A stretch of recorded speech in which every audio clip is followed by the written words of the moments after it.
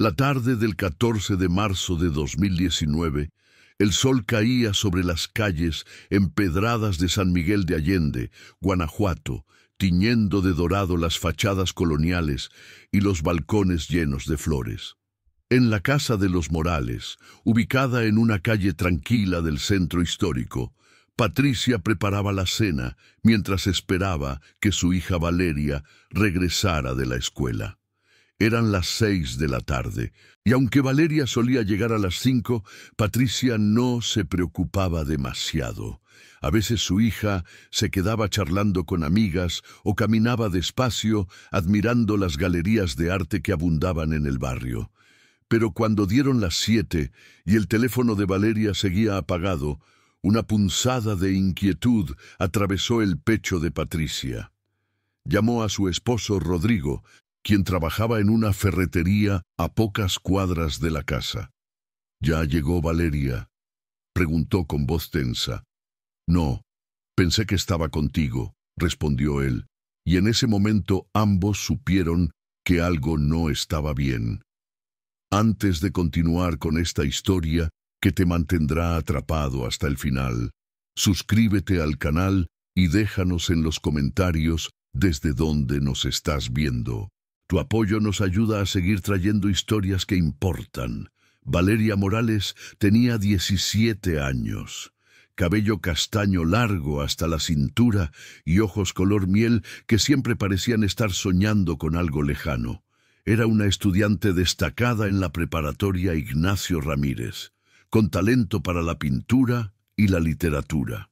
Sus maestros la describían como una joven callada pero perceptiva, con una madurez poco común para su edad. En casa, sin embargo, las cosas eran más complicadas. Rodrigo era un hombre de carácter fuerte, tradicional, que había crecido en una familia donde el padre tomaba todas las decisiones. Patricia, por su parte, había aprendido a mantener la paz, evitando confrontaciones, aunque eso significara tragarse sus propias opiniones.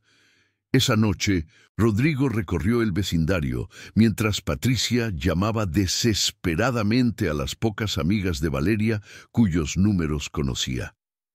Ninguna la había visto después de las clases. A las 10 de la noche, con las manos temblorosas, Patricia marcó el número de emergencias. 2 agentes de la policía municipal llegaron 1 hora después, tomaron la declaración y fotografías de Valeria y prometieron comenzar la búsqueda de inmediato. Pero Patricia notó el escepticismo en sus miradas, como si pensaran que se trataba de una adolescente rebelde que había huido voluntariamente. Los primeros días fueron un torbellino de carteles pegados en postes de luz, entrevistas con vecinos y visitas constantes a la comandancia. Los Morales imprimieron miles de volantes con la foto de Valeria sonriendo en su uniforme escolar, el número de teléfono familiar impreso en letras grandes al pie. Patricia no comía ni dormía. Pasaba las noches en vela navegando por redes sociales, buscando cualquier rastro digital de su hija. Rodrigo se sumergió en la búsqueda con una determinación casi obsesiva, interrogando a comerciantes, taxistas, cualquiera que pudiera haber visto algo. La investigación policial avanzaba con lentitud frustrante.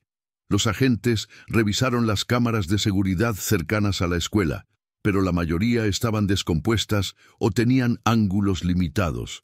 Una grabación borrosa mostraba a Valeria saliendo de la preparatoria a las 4:30, caminando sola por la calle Insurgentes. Después de eso, nada, como si la tierra se la hubiera tragado. En la tercera semana apareció un testigo. Don Esteban, un anciano que vendía elotes en una esquina cerca de la casa de los Morales, recordó haber visto a Valeria ese día conversando con un hombre joven cerca de la parada del autobús. «No me pareció nada raro», explicó con voz rasposa. Parecían conocerse. Él le mostró algo en su teléfono y ella se rió. Luego caminaron juntos hacia la avenida principal. La descripción era vaga. Un hombre de unos 25 años, complexión delgada, gorra azul. Este testimonio cambió el rumbo de la investigación. La policía comenzó a considerar la posibilidad de un secuestro o de que Valeria hubiera sido engañada por alguien mayor. Rodrigo se culpaba a sí mismo por no haber sido más estricto, por no haberle prohibido tener redes sociales o salir sola. Patricia, en cambio, se atormentaba preguntándose si había sido demasiado distante, si Valeria se había sentido sola en casa y había buscado atención en otro lugar. Los meses se convirtieron en un año. La historia de Valeria apareció en noticieros locales, en programas de televisión sobre personas desaparecidas. Patricia y Rodrigo viajaron a la Ciudad de México para participar en una concentración de familias de desaparecidos, donde conocieron a decenas de padres con historias desgarradoras similares. Allí aprendieron sobre trata de personas, redes de explotación, casos de jóvenes vendidas o forzadas a trabajar en condiciones de esclavitud. Cada historia era una nueva pesadilla que alimentaba sus peores temores. En San Miguel de Allende, la vida continuaba su curso normal para todos, menos para los Morales. Los amigos y vecinos, al principio solidarios y presentes, comenzaron a distanciarse. Las conversaciones se volvieron incómodas, llenas de silencios pesados. Patricia dejó su trabajo en una tienda de artesanías porque no podía concentrarse. Rodrigo se volvió más callado, más amargado. Bebía cerveza por las noches mientras revisaba obsesivamente el expediente policial que guardaba en una carpeta amarilla, buscando pistas que se les hubieran escapado. La casa se llenó de un silencio opresivo. La habitación de Valeria permanecía intacta, sus libros ordenados en el estante, sus pinturas colgadas en las paredes, su cama tendida esperando su regreso. Patricia entraba allí cada mañana, se sentaba en la cama y lloraba en silencio, abrazando la almohada que aún conservaba un rastro débil del perfume de su hija. Después del primer año, la policía prácticamente abandonó el caso. Los agentes asignados rotaron a otras investigaciones, los expedientes se archivaron en un estante polvoriento. Los Morales estaban solos, pero Patricia no se rindió. Se unió a un colectivo de madres buscadoras, mujeres valientes que salían al campo con palas y varillas a buscar fosas clandestinas. Rodrigo la acompañaba los fines de semana, aunque cada búsqueda sin resultados los hundía más en la desesperanza. Durante el segundo año de la desaparición, Patricia conoció a Lucía, una psicóloga que trabajaba con familias de desaparecidos.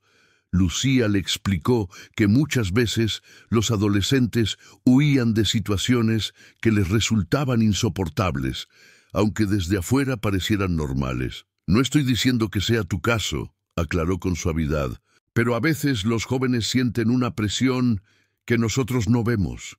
Sienten que no encajan, que no son escuchados, que sus vidas están controladas de formas que les resultan asfixiantes». Esas palabras cayeron como piedras en el corazón de Patricia. Comenzó a recordar conversaciones con Valeria, pequeños comentarios que en su momento había ignorado. «¿Por qué papá siempre decide todo?», le había dicho Valeria una tarde. «¿Por qué no me dejan elegir mi propia carrera?». Rodrigo quería que su hija estudiara administración para que algún día se hiciera cargo de la ferretería familiar. Valeria soñaba con estudiar Bellas Artes, pero cada vez que mencionaba el tema, su padre lo descartaba con un gesto de la mano. Patricia compartió estas reflexiones con Rodrigo una noche de invierno, mientras cenaban en silencio. Él la miró con ojos cansados, enrojecidos por las noches sin dormir. «¿Me estás culpando?», preguntó con voz ronca. «No», respondió Patricia. «Me estoy culpando a mí misma también. Tal vez no la escuchamos lo suficiente. Tal vez se sintió atrapada». Rodrigo apartó el plato y salió de la casa dando un portazo. Esa noche no regresó a dormir. El tercer año llegó con una resignación dolorosa. Patricia había aprendido a vivir con un vacío permanente en el pecho, una herida que no cicatrizaba, pero que ya no sangraba constantemente. Seguía participando en las búsquedas del colectivo. Seguía compartiendo la foto de Valeria en redes sociales cada semana, pero la esperanza se había convertido en una llama débil, casi extinta. Fue en marzo de 2022, exactamente 3 años después de la desaparición, cuando todo cambió. Patricia recibió una llamada en su celular de un número desconocido de Querétaro. Al otro lado de la línea, una mujer con voz nerviosa se identificó como Leticia Vargas, trabajadora social del DIF municipal. «Señora Morales», dijo con cautela, «creo que encontramos a su hija». Patricia sintió que el mundo se detenía. Sus piernas flaquearon y tuvo que sentarse en el suelo. «¿Dónde está? ¿Está bien? ¿Está lastimada?». Las preguntas salían atropelladas de su boca. Leticia explicó que una joven que se hacía llamar Ana María había acudido al DIF solicitando ayuda para obtener documentos de identidad. Algo en su historia no cuadraba, y tras algunas verificaciones, los trabajadores sociales sospecharon que podría tratarse de una persona desaparecida. Cuando revisaron las bases de datos, la fotografía coincidía con la de Valeria Morales. «Está viviendo en Querétaro», continuó Leticia. «Aparentemente vive con una familia. Está físicamente bien, pero la situación es complicada. Necesitamos que venga lo antes posible para confirmar su identidad y hablar con ella». Patricia no podía respirar. Llamó a Rodrigo, quien estaba en la ferretería, y apenas pudo balbucear las palabras. 1 hora después, ambos estaban en la carretera rumbo a Querétaro, un viaje de menos de 2 horas que se sintió eterno. En las oficinas del DIF, una trabajadora social los recibió y los llevó a una sala de espera con paredes color crema y carteles sobre derechos de la infancia. Patricia temblaba, sus manos frías y húmedas. Rodrigo caminaba de un lado a otro, incapaz de quedarse quieto. Finalmente, la puerta se abrió y Leticia los invitó a pasar a una oficina privada. «Antes de que vean a Valeria», dijo Leticia con tono serio, «necesito que entiendan que esta situación es delicada. Ella está aquí voluntariamente, pero está asustada. No ha querido dar muchos detalles sobre por qué se fue o con quién ha estado viviendo. Necesitamos manejar esto con mucho cuidado para no traumatizarla más». Patricia asintió sin poder hablar. Rodrigo apretaba los puños, su mandíbula tensa. Leticia salió y regresó unos minutos después acompañada de una joven que Patricia reconoció inmediatamente, aunque había cambiado. Valeria tenía ahora 20 años. Su rostro había perdido la suavidad de la adolescencia. Llevaba el cabello más corto, teñido de un castaño más oscuro. Vestía jeans desgastados y una sudadera gris. Pero eran sus ojos, esos ojos color miel, los que hicieron que Patricia se desmoronara. «¿Valeria?», susurró. La joven asintió lentamente, sus ojos llenándose de lágrimas. Patricia se levantó y caminó hacia ella, pero se detuvo a medio camino, insegura de si debía abrazarla. Fue Valeria quien dio el paso final, dejándose caer en los brazos de su madre. Ambas lloraron abrazadas durante varios minutos, mientras Rodrigo observaba desde su silla, lágrimas silenciosas rodando por sus mejillas. Cuando finalmente se separaron, Patricia tomó el rostro de su hija entre las manos. «¿Dónde estabas? ¿Por qué te fuiste? ¿Te hicieron daño?». Las preguntas surgían atropelladas. Valeria negó con la cabeza. «No me hicieron daño, mamá. Yo me fui. Yo decidí irme». Esas palabras cayeron como un martillazo en el corazón de Patricia. Leticia intervino suavemente. «Creo que será mejor que hablen con calma. ¿Por qué no vamos a tomar un café mientras Valeria les cuenta su historia?». Se trasladaron a una sala más cómoda con sillones y una cafetera. Valeria se sentó frente a sus padres, retorciendo las manos sobre su regazo. «No sé por dónde empezar», murmuró. Rodrigo, quien había permanecido en silencio hasta ese momento, habló con voz temblorosa. «Por el principio. Cuéntanos qué pasó ese día. Valeria respiró hondo, secándose las lágrimas con la manga de la sudadera. Ese día salí de la escuela como siempre, comenzó, pero en lugar de ir a casa tomé el autobús hacia la terminal. Había estado planeándolo durante semanas. Tenía un poco de dinero que había ahorrado de mi mesada y de algunos trabajos que hice pintando retratos en el jardín principal los fines de semana. Patricia y Rodrigo intercambiaron miradas de asombro. No sabían nada de eso. Llegué a la terminal y compré un boleto para Querétaro.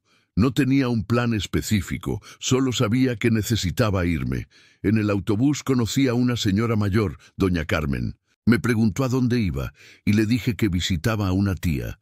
Conversamos durante todo el viaje. Ella fue muy amable. Me contó que vivía sola porque sus hijos se habían ido a Estados Unidos. Cuando llegamos a Querétaro, me preguntó si quería tomar algo antes de encontrarme con mi tía y acepté. Valeria hizo una pausa, sus ojos perdidos en el recuerdo. Nos sentamos en una cafetería cerca de la terminal. Creo que doña Carmen se dio cuenta de que algo andaba mal, porque yo no podía dejar de llorar. Finalmente le conté la verdad, que me había ido de casa, que no quería regresar. Esperaba que me juzgara o llamara a la policía, pero no lo hizo. Me dijo que entendía lo que era sentirse atrapada en una vida que no es la tuya. Rodrigo se inclinó hacia adelante, su voz quebrándose. ¿Atrapada? Nosotros te dimos todo.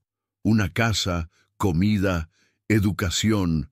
¿Cómo puedes decir que estabas atrapada? Valeria lo miró con ojos llenos de dolor. Papá, ustedes me dieron cosas materiales, sí, pero nunca me escucharon. Nunca les importó lo que yo quería, lo que yo sentía. Todo estaba decidido. ¿Qué estudiar? ¿Con quién hablar? ¿A qué hora llegar? Yo no era una persona para ustedes. Era un proyecto que moldear según sus expectativas. Patricia sintió como si le hubieran clavado un cuchillo.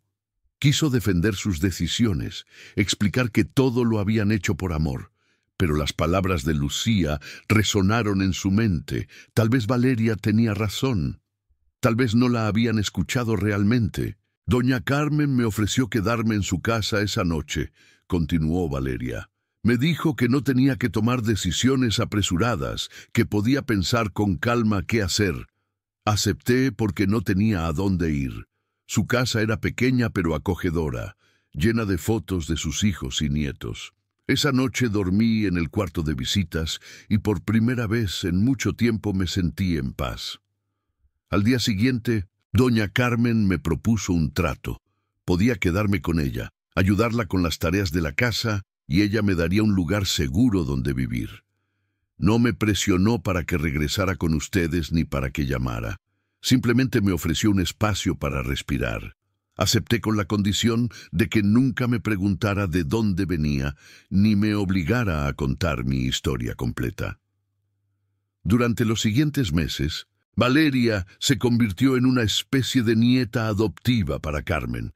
Limpiaba la casa, cocinaba, acompañaba a la anciana a sus citas médicas. A cambio, tenía un techo, comida y la libertad de ser ella misma. Con doña Carmen podía hablar de arte, de libros, de mis sueños. Ella no me juzgaba, ni me decía que mis planes eran ridículos. Me escuchaba de verdad. Rodrigo se cubrió el rostro con las manos. ¿Y nosotros? ¿No pensaste en nosotros, en el dolor que nos causaste? Tu madre no durmió en 3 años, perdió su trabajo. Salíamos a buscar fosas pensando que estabas muerta. Su voz se quebró en un sollozo que hizo temblar toda la sala. Valeria también lloraba ahora, lágrimas cayendo sobre su regazo. Lo siento mucho. Al principio pensaba llamar después de unos días, pero cada día que pasaba era más difícil. Sabía que estarían furiosos, decepcionados, y tenía miedo de que me obligaran a volver a vivir esa vida que me estaba ahogando. Así que seguí posponiendo la llamada hasta que se volvió imposible. Patricia extendió una mano temblorosa y tocó el brazo de su hija. Yo también lo siento. Siento no haberte escuchado. Siento haber dejado que tu padre tomara todas las decisiones sin defender lo que tú querías. Siento haber sido tan ciega. Leticia, que había permanecido en silencio observando la escena, intervino con voz suave. Esta es una situación compleja. Legalmente, Valeria es ahora mayor de edad, así que no podemos obligarla a hacer nada. Pero creo que todos se beneficiarían de terapia familiar, de reconstruir esta relación sobre bases más sanas. Valeria asintió. Quiero intentarlo, quiero volver a tener una relación con ustedes, pero necesito que entiendan que ya no soy la misma niña que se fue. He cambiado. He aprendido a valorarme, a defender lo que quiero. Miró directamente a su padre. Papá, voy a estudiar Bellas Artes. Ya me inscribí en un curso de pintura aquí en Querétaro y estoy ahorrando para entrar a la universidad. No voy a heredar la ferretería. Ese nunca fue mi sueño, fue el tuyo. Rodrigo cerró los ojos, nuevas lágrimas resbalando por su rostro. Hubo un largo silencio hasta que finalmente habló con voz ronca. Tienes razón. Traté de vivir a través de ti, de que cumplieras los sueños que yo no pude alcanzar. Pensé que eso era amor, pero solo era egoísmo. Levantó la vista hacia su hija. Estudia lo que quieras, sé quién quieras ser, solo. No desaparezcas de nuevo, por favor. La reunión terminó con un compromiso. Valeria accedió a mantener contacto regular con sus padres, a visitarlos eventualmente, pero por ahora seguiría viviendo en Querétaro con doña Carmen, quien se había convertido en su tutora emocional. Patricia y Rodrigo aceptaron estas condiciones, sabiendo que no tenían otra opción si querían recuperar, aunque fuera un pedazo de la relación con su hija. Los meses siguientes fueron de reconstrucción lenta y dolorosa. Patricia viajaba a Querétaro cada 2 semanas para ver a Valeria. Al principio las conversaciones eran tensas, llenas de silencios incómodos, pero poco a poco comenzaron a conocerse de verdad, no como madre e hija que cumplían roles predefinidos, sino como 2 mujeres con sueños, miedos y esperanzas propias. Rodrigo tardó más en aceptar la situación. Su orgullo herido y su sentimiento de culpa lo mantenían distante. Pero una tarde, después de que Patricia regresara de una visita contándole sobre una exposición de pinturas de Valeria en una galería pequeña, algo se quebró en su interior. Tomó su camioneta y condujo a Querétaro sin avisar. Llegó a la casa de doña Carmen al anochecer. Valeria abrió la puerta y se sorprendió al verlo. «Papá, ¿qué haces aquí?» Rodrigo la miró con ojos enrojecidos.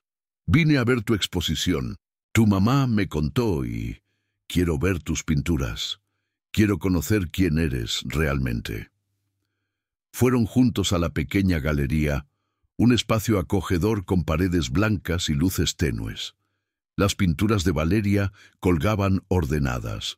Obras que mostraban paisajes urbanos de San Miguel de Allende, retratos de mujeres con miradas melancólicas, abstracciones llenas de color y movimiento. Rodrigo caminó lentamente frente a cada obra, estudiándolas en silencio. Algunas le arrancaron lágrimas. «Son hermosas», murmuró finalmente. «Tienes un talento que nunca vi porque estaba demasiado ocupado tratando de que fueras quien yo quería que fueras». Se volvió hacia su hija, sus manos temblando. Perdóname por no haberte visto». Valeria se abrazó a él y ambos lloraron en medio de esa galería iluminada por las lámparas que alumbraban sus creaciones. Esa noche marcó un punto de inflexión. Rodrigo comenzó a asistir a terapia, trabajando con un psicólogo para entender los patrones de control y rigidez que había heredado de su propia crianza. Aprendió que amar no es controlar, que ser padre no significa diseñar la vida de los hijos, sino acompañarlos mientras descubren quiénes quieren ser. Patricia también hizo su propio trabajo interno. Se dio cuenta de que durante años había sido cómplice silenciosa de las decisiones de Rodrigo, que había renunciado a su propia voz para mantener la paz doméstica. Comenzó a recuperar partes de sí misma que había enterrado. Se inscribió en un taller de cerámica, retomó amistades que había descuidado. Un año después del reencuentro, la familia Morales se reunió en San Miguel de Allende para una cena. Valeria había aceptado visitarlos regularmente, aunque seguía viviendo en Querétaro, donde estudiaba Bellas Artes, con una beca que había conseguido gracias a su talento. Doña Carmen también fue invitada, pues se había convertido en una parte importante de esta familia reconstruida. Durante la cena, sentados alrededor de la mesa, donde antes reinaba el silencio tenso, conversaron con facilidad sobre sus vidas, sus proyectos, sus esperanzas. Valeria les contó sobre una exposición importante en la que participaría en la Ciudad de México. Rodrigo habló sobre cómo había contratado a un administrador para la ferretería, liberándose de la presión de mantener el negocio familiar a toda costa. Patricia mostró fotografías de sus piezas de cerámica, piezas irregulares y hermosas que reflejaban su propio proceso de transformación. No era una familia perfecta. Las heridas no habían sanado completamente y probablemente nunca lo harían del todo, pero habían aprendido algo fundamental, que el amor verdadero requiere escuchar, soltar el control, aceptar que las personas que amamos son seres completos con deseos y necesidades propias, no extensiones de nosotros mismos. Valeria nunca volvió a vivir permanentemente en San Miguel de Allende, pero mantenía contacto constante con sus padres, las llamadas telefónicas semanales, las visitas mensuales, los mensajes casuales compartiendo momentos del día a día. Todo eso tejió poco a poco una nueva relación basada en el respeto mutuo y la comunicación honesta. Doña Carmen, quien había sido el ángel inesperado en esta historia, se convirtió en la abuela que Valeria nunca había tenido. Los Morales la invitaron a pasar Navidades con ellos, creando nuevas tradiciones que incorporaban a esta mujer sabia que había sabido darle a una joven desesperada exactamente lo que necesitaba: un espacio seguro sin juicios ni condiciones. La historia de Valeria se difundió en medios locales, no como un escándalo, sino como un testimonio sobre los peligros de la crianza autoritaria, sobre la importancia de escuchar a los adolescentes, sobre cómo muchas veces los jóvenes desaparecen no porque sean secuestrados, sino porque huyen de hogares donde no se sienten vistos ni valorados. Patricia comenzó a dar charlas en escuelas, compartiendo su experiencia para ayudar a otros padres a evitar cometer los mismos errores. Hablaba con brutal honestidad sobre cómo casi pierde a su hija por no haberla escuchado, sobre cómo el control disfrazado de amor puede empujar a los hijos a huir. Sus charlas eran dolorosas pero necesarias, y muchos padres le agradecieron después, algunos con lágrimas, diciendo que sus palabras les habían abierto los ojos sobre sus propias relaciones familiares. Rodrigo también cambió su enfoque en la ferretería. Comenzó a contratar jóvenes de la comunidad, dándoles espacio para aportar ideas, escuchando sus perspectivas. Descubrió que cuando dejaba de ser un jefe autoritario y se convertía en un mentor que guiaba en lugar de imponer, el negocio florecía de maneras que nunca había imaginado. 3 años después del reencuentro, Valeria organizó su primera exposición individual en una galería importante de Guanajuato. La colección se titulaba Espacios de Respiración y exploraba el concepto del hogar, la identidad y la libertad. Una de las piezas centrales era un autorretrato de Valeria a los 17 años, mirando por una ventana hacia un horizonte que se extendía infinito. Sus padres estuvieron presentes en la inauguración, orgullosos y conmovidos. Durante el discurso de apertura, Valeria habló sobre su experiencia.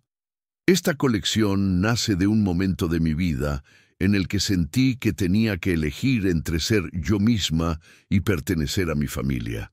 Elegí la primera opción de la forma más dolorosa posible, causando un sufrimiento inmenso a las personas que me amaban. Pero ese dolor también fue transformador. Nos obligó a todos a reconstruirnos, a aprender nuevas formas de amarnos que respetaran nuestra individualidad. Su voz se quebró ligeramente. Hoy puedo decir que tengo una familia, no perfecta, pero auténtica. Una familia que se cayó y se levantó, que se rompió y se cosió con hilos de comprensión y perdón. Y por eso, esta exposición está dedicada a mis padres, Patricia y Rodrigo Morales, y a doña Carmen Vargas, quienes me enseñaron que el amor verdadero es aquel que te permite ser libre. Los aplausos llenaron la galería. Patricia lloraba discretamente mientras Rodrigo le apretaba la mano. Doña Carmen, sentada en primera fila, sonreía con orgullo.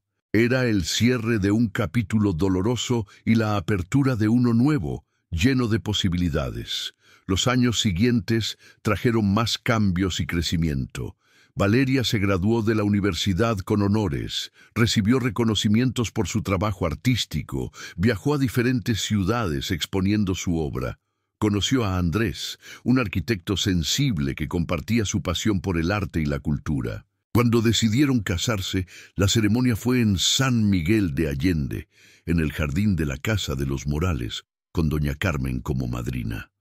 La boda fue pequeña e íntima, llena de personas que habían sido parte de este viaje de sanación. Durante el vals, cuando Valeria bailó primero con Rodrigo y luego con su esposo, todos los presentes podían sentir la emoción palpable en el aire. No era solo la unión de dos personas, era la celebración de una familia que había sobrevivido a la tormenta y había emergido más fuerte. Patricia, al ver a su hija bailar con ese vestido sencillo de encaje blanco, recordó aquel 14 de marzo cuando Valeria no regresó a casa. Recordó las noches de insomnio, las búsquedas en el campo, el dolor insoportable de no saber. Y aunque aquellos recuerdos todavía le causaban un dolor agudo en el pecho, también sentía gratitud. Gratitud porque aquella crisis les había obligado a cambiar, a evolucionar, a convertirse en mejores personas. Después de la boda, Valeria y Andrés se establecieron en Querétaro, donde abrieron un taller de arte para jóvenes de comunidades marginadas.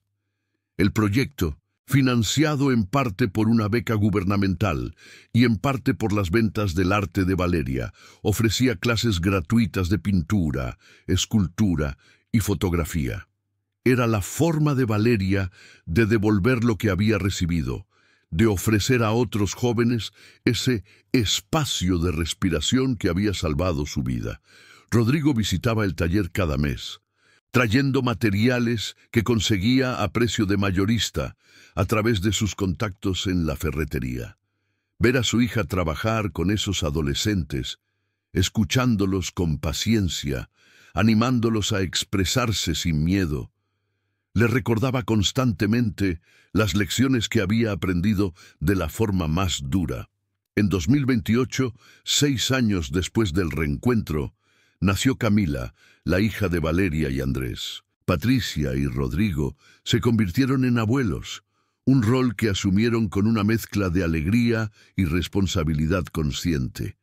Habían hablado extensamente con Valeria sobre qué tipo de abuelos querían ser, prometiendo nunca imponer sus expectativas sobre la crianza de su nieta. Quiero que Camila crezca sabiendo que es amada incondicionalmente, les dijo Valeria cuando le mostraron a la recién nacida. Quiero que sepa que puede ser quien quiera ser, que sus sueños importan, que su voz será escuchada. Patricia tomó la mano de su hija, sus ojos brillando con lágrimas. Lo prometo, esta vez lo haremos bien. Doña Carmen, ya entrada en sus 80 años y con la salud delicada, seguía siendo una presencia constante en la vida de la familia. Valeria la visitaba semanalmente, llevándole a Camila para que conociera a su bisabuela adoptiva. En esas tardes, mientras doña Carmen mecía a la bebé en su regazo, contaba historias de su propia juventud, de las decisiones que había tomado, de los caminos no transitados. «La vida es tan corta», decía con voz débil pero firme, «y la pasamos preocupándonos por cosas que no importan. Lo único que realmente importa es el amor, pero el amor verdadero, el que libera, no el que aprisiona». Valeria escuchaba estas palabras sabiendo que había tenido la suerte de aprender esa lección a tiempo, de poder rectificar el curso antes de que fuera demasiado tarde. La historia de Valeria Morales nunca apareció en los noticieros de la forma espectacular en que había aparecido durante su desaparición. No hubo titulares sensacionalistas sobre el reencuentro ni entrevistas en programas de televisión. La familia prefirió mantener su proceso de sanación en privado, compartiendo su experiencia solo en contextos donde pudiera ayudar genuinamente a otros. Pero en San Miguel de Allende, entre los colectivos de madres buscadoras, en los grupos de apoyo para familias de desaparecidos, la historia circulaba como un recordatorio de que no todos los finales son trágicos, de que a veces los desaparecidos reaparecen y de que cuando lo hacen, el verdadero trabajo recién comienza. Patricia continuó participando en el colectivo de madres buscadoras, aunque ahora su rol había cambiado. Ya no buscaba a su propia hija, pero acompañaba a otras madres en sus búsquedas. Les daba esperanza, les recordaba que incluso en los casos que parecían más desesperanzadores, podía haber un final diferente al que temían. Una tarde, mientras participaba en una búsqueda en el campo cerca de Celaya, Patricia conoció a Marta, una mujer cuyo hijo había desaparecido hacía 2 años. Marta estaba al borde del colapso, su rostro marcado por el dolor y la falta de sueño. Patricia se sentó junto a ella durante el descanso y compartió su historia. «Mi hija estuvo desaparecida 3 años», comenzó, «y cuando la encontramos, descubrí que lo que yo había considerado amor y protección, ella lo había vivido como una prisión». Marta la miró con ojos húmedos.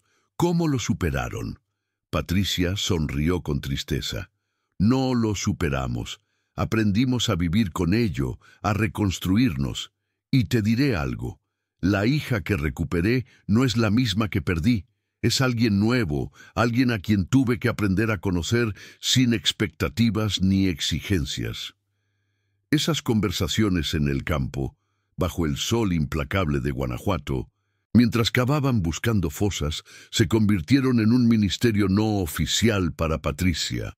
Ayudaba a otras madres no solo a buscar a sus hijos desaparecidos, sino a prepararse emocionalmente para lo que vendría después, fuera cual fuera el desenlace. Rodrigo, por su parte, comenzó a dar charlas en secundarias y preparatorias sobre paternidad y masculinidad. Hablaba sobre cómo la rigidez tradicional del rol paterno podía dañar a los hijos, sobre la importancia de la vulnerabilidad emocional, sobre aprender a escuchar en lugar de solo dirigir. Sus charlas eran brutalmente honestas y muchos adolescentes se acercaban después para agradecerle, diciendo que ojalá sus propios padres pudieran escuchar esas palabras. En una de esas charlas, un joven de 17 años se acercó a Rodrigo con lágrimas en los ojos. «Estaba pensando en irme», confesó, «en desaparecer como hizo su hija. Mis padres no me escuchan, no les importa lo que yo quiero». Rodrigo sintió un nudo en la garganta. Le dio al joven su número de teléfono. «Antes de que hagas algo, llámame, hablemos, y si quieres, podemos hablar con tus padres juntos». Durante los meses siguientes, Rodrigo se convirtió en mediador informal entre varios jóvenes y sus familias. Organizaba reuniones donde facilitaba conversaciones difíciles, donde ayudaba a los padres a escuchar realmente a sus hijos y a los hijos a expresar sus necesidades sin atacar. No todas las mediaciones eran exitosas, pero muchas familias lograban encontrar un punto de entendimiento gracias a su intervención. Este trabajo no remunerado se convirtió en la pasión de Rodrigo. Eventualmente, con la ayuda de un colectivo local, estableció un pequeño centro de mediación familiar en San Miguel de Allende, ofreciendo servicios gratuitos a familias en crisis. Valeria diseñó el logotipo del centro, un puente sobre un abismo, simbolizando la conexión que el centro buscaba reconstruir. En 2030, 10 años después de aquel 14 de marzo que cambió todo, la familia Morales organizó una reunión especial. Se juntaron en la casa de Valeria y Andrés en Querétaro. Patricia, Rodrigo, doña Carmen, quien a pesar de su edad avanzada insistió en asistir, y pequeña Camila, ahora de 2 años, corriendo por la casa con energía inagotable. Durante la cena, Valeria levantó su copa. Hace 10 años tomé la decisión más difícil y dolorosa de mi vida. Lastimé a las personas que más amaba porque sentía que no tenía otra opción. Pero de ese dolor nació algo hermoso, una familia verdadera, construida no sobre expectativas y control, sino sobre amor, respeto y libertad. Miró a sus padres con ternura. Gracias por haber tenido el valor de cambiar, de enfrentar sus propios errores, de reconstruir desde cero. Rodrigo también levantó su copa, su voz temblando ligeramente. Hace 10 años perdí a mi hija porque estaba tan empeñado en moldearla a mi imagen que no vi quién era realmente. Cuando la recuperé, tuve que aprender a ser padre de nuevo, de una forma que mi propio padre nunca me enseñó. Y aunque el camino fue doloroso, hoy puedo decir que gané no solo una hija, sino una maestra que me mostró lo que realmente significa amar. Patricia, secándose las lágrimas, añadió: y yo aprendí que guardar silencio para mantener la paz no es amor, es cobardía. Aprendí que defender a nuestros hijos significa defender sus derechos a ser ellos mismos, incluso cuando eso contradice nuestros planes. Miró a Camila, que jugaba con sus bloques en la alfombra. Y ahora tenemos la oportunidad de hacerlo bien desde el principio. Doña Carmen, con voz débil pero clara, cerró el brindis. Ustedes me dieron una familia cuando pensé que estaría sola hasta el final de mis días. Valeria llegó a mi vida cuando más la necesitaba, y a través de ella, todos ustedes llegaron también. Esta familia rota que se reconstruyó es prueba de que nunca es demasiado tarde para cambiar, para aprender, para amar mejor. Chocaron sus copas y brindaron, no por el pasado doloroso, sino por el futuro que habían construido juntos. Camila, ajena a la profundidad emocional del momento, gritó «¡Chin, chin!», haciendo reír a todos. Era un momento perfecto en su imperfección, un momento que encapsulaba todo lo que habían aprendido, que el amor real es complicado, requiere trabajo constante, humildad para reconocer errores y valentía para cambiar. Esa noche, después de que Camila se durmiera, Valeria y sus padres se sentaron en el patio bajo las estrellas. Hacía fresco, y Patricia se envolvió en un rebozo.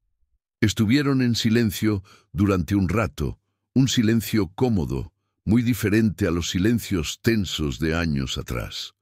¿Alguna vez te arrepientes?, preguntó Rodrigo de repente, ¿de haberte ido? Valeria consideró la pregunta cuidadosamente. Me arrepiento del dolor que causé, pero no me arrepiento de haber tomado la decisión que necesitaba tomar para sobrevivir emocionalmente. Si no me hubiera ido, si hubiera seguido tragándome mis sentimientos, creo que eventualmente me habría destruido de otras formas, a lo mejor con depresión, con adicciones, quién sabe. Patricia asintió comprensivamente.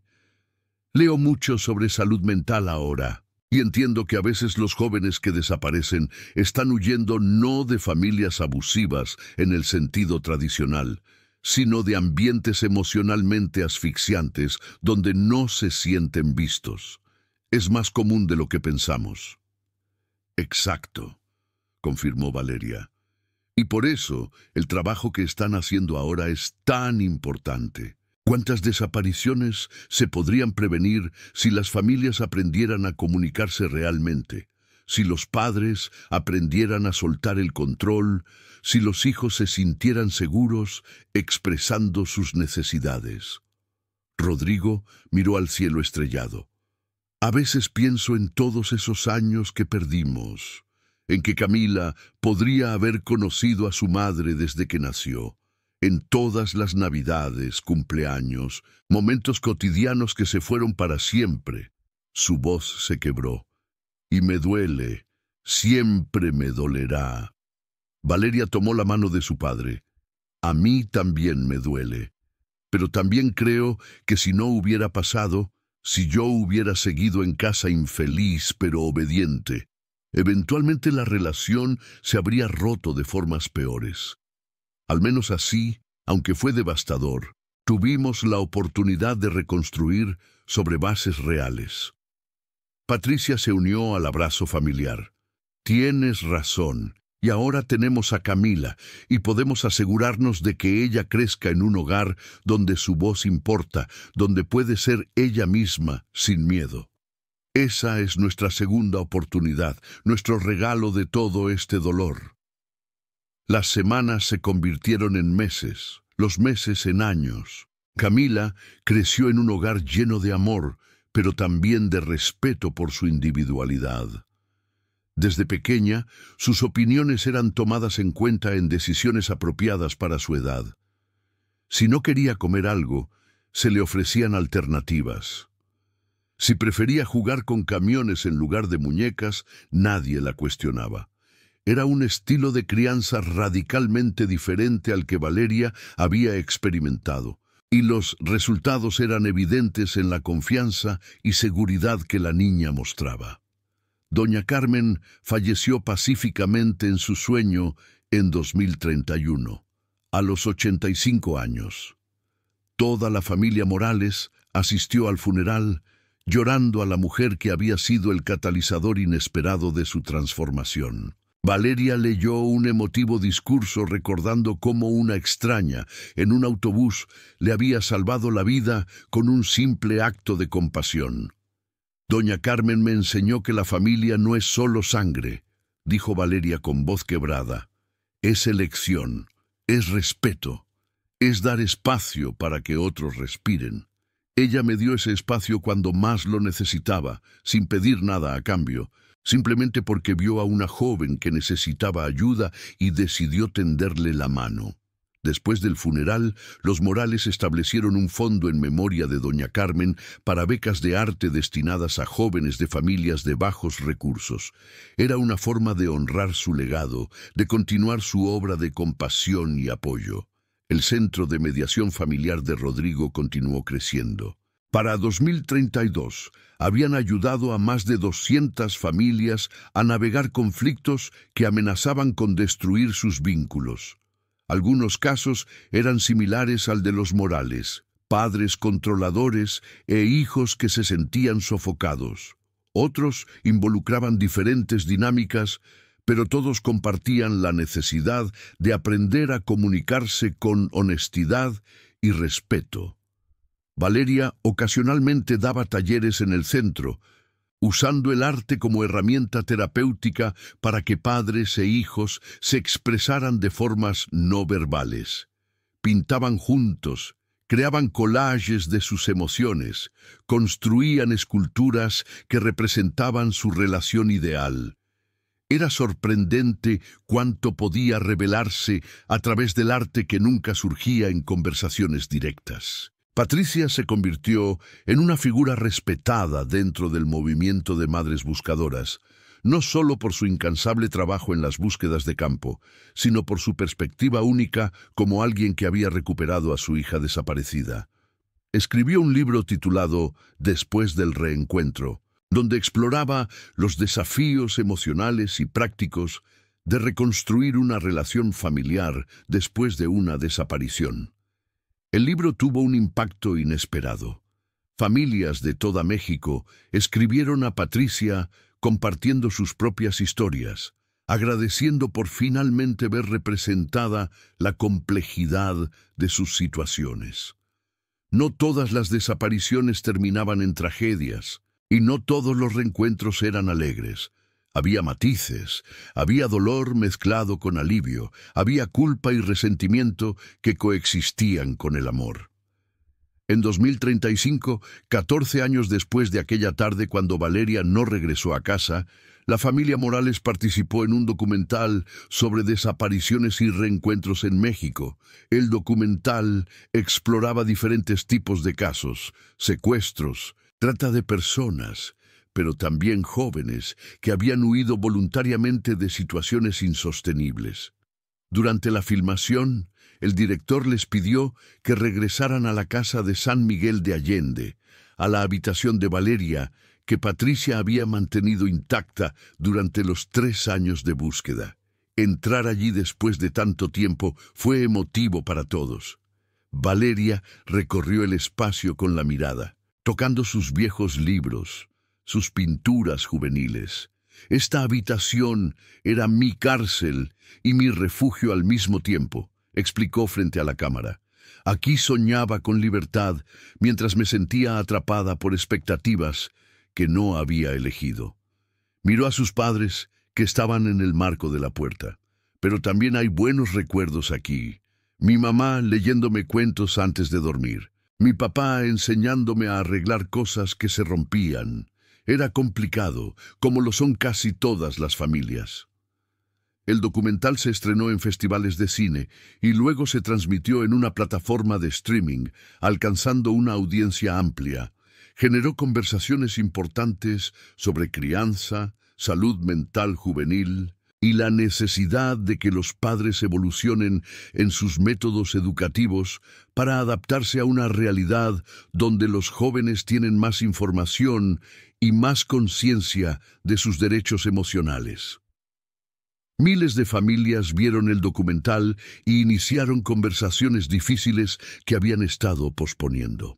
Algunos padres reconocieron por primera vez que sus estilos de crianza estaban dañando a sus hijos. Algunos jóvenes encontraron el valor de expresar sus necesidades en lugar de guardarlas hasta que explotaran. No era una solución mágica, pero era un inicio. Valeria, ahora en sus 30, se había convertido en una artista reconocida internacionalmente. Sus obras se exhibían en galerías de México, Estados Unidos y Europa, pero nunca perdió su conexión con su comunidad, continuando el taller de arte para jóvenes y manteniéndose accesible para quienes necesitaban su guía o simplemente su historia como recordatorio de que los finales no están escritos en piedra. Camila creció en este ambiente de apertura y comunicación.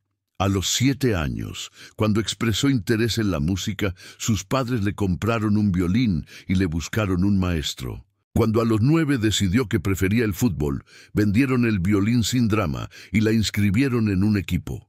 Cuando a los 11 anunció que no creía en Dios y no quería hacer su primera comunión, Valeria y Andrés respetaron su decisión a pesar de la presión de familiares más tradicionales.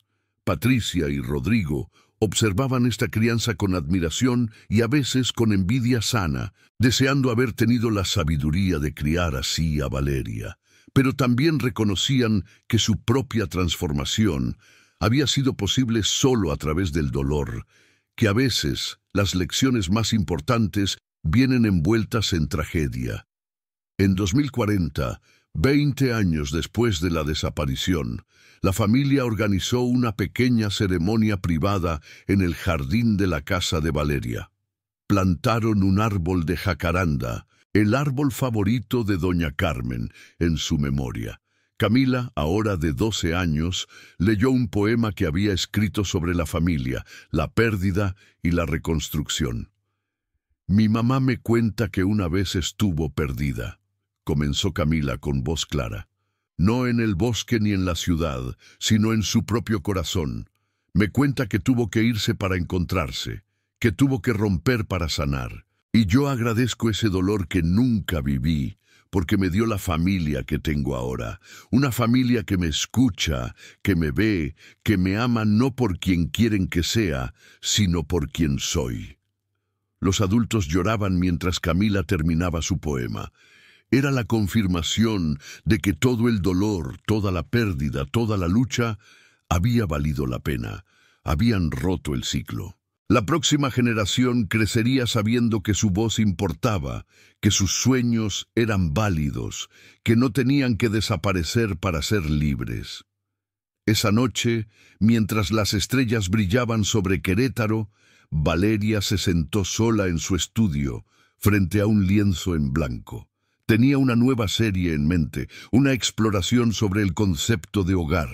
Mojó el pincel en pintura azul profundo y comenzó a trazar líneas que eventualmente formarían una puerta entreabierta, luz filtrándose desde el otro lado. Pensó en aquella tarde de marzo hace 20 años, cuando tomó un autobús sin saber realmente hacia dónde iba. Pensó en doña Carmen y su bondad inesperada. Pensó en sus padres y el largo camino de sanación que habían recorrido juntos. Pensó en Andrés y Camila, en la familia que había construido sobre los escombros de la que había dejado atrás. No se arrepentía. A pesar del dolor, a pesar de las cicatrices emocionales que nunca desaparecerían completamente, no se arrepentía. Porque aquel acto de desaparición, por doloroso que fue, había sido también un acto de supervivencia. Y la vida que había construido después, la persona en la que se había convertido, las relaciones que había forjado, todo eso era el testimonio de que a veces destruir es necesario para crear algo nuevo y más auténtico. Continuó pintando mientras la noche avanzaba, cada pincelada una palabra en la historia que seguía escribiendo con su vida. Una historia que ya no trataba sobre desaparecer, sino sobre encontrarse. No sobre huir, sino sobre reclamar el espacio para existir plenamente.